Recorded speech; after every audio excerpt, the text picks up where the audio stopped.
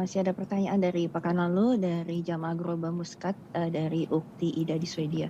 Bismillah, Ustadz, jika dosa-dosa istri menjadi tanggung jawab suami dan anak laki-laki kita, apakah sebaliknya juga Ustadz, setiap kebaikan dan pahala yang Allah ridhoi yang saya lakukan, maka suami dan anak laki-laki saya juga akan mendapatkan hal yang sama, Ustadz? Nah, mahibati fillah, bicara suami, istri, dan anak. Apakah dosa istri menjadi tanggung jawab suami dan tanggung jawab anak laki-laki? Enggak. Allah Azza wa Jalla berfirman, wa an laysa lil insani illa ma sa'a wa anna sa'yahu sawfa yura thumma yujzahu al-jazaa al-awfa. Manusia itu tidak akan mendapatkan kecuali apa yang dia usahakan.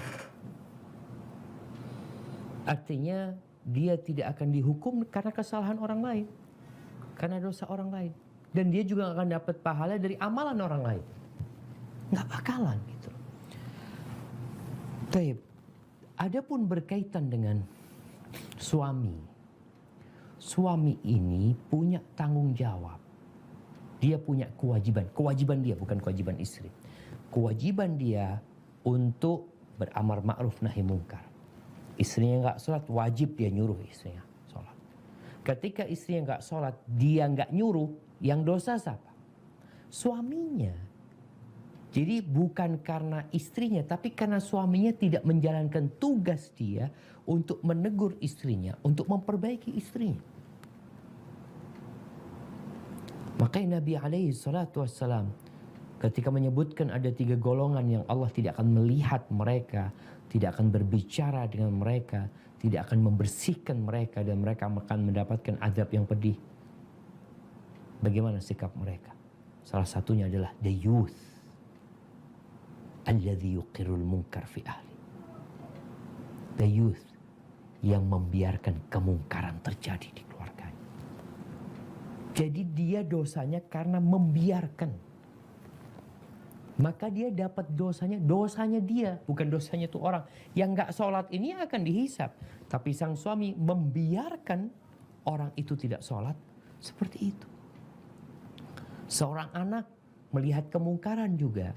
Dia melihat ibunya umpamanya lakukan sebuah kemaksiatan. Maka tugas dia adalah amar ma'ruf nahi munkar, memberikan nasihat. Kalau dia nggak peduli, ya dia pun akan dihisap.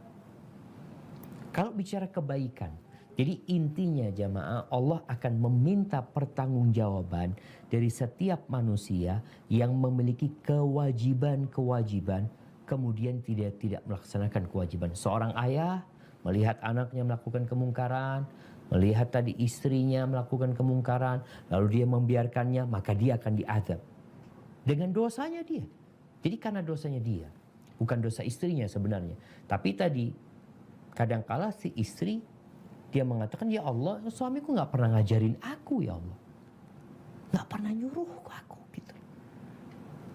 Jadi suami diazab karena dia nggak pernah ngajarin. Jadi seperti itu. Bicara pahala, apakah kita akan dapat pahala? Ad-dalu 'alal khairi kafa'il. Orang yang menunjukkan kepada kebaikan itu akan mendapatkan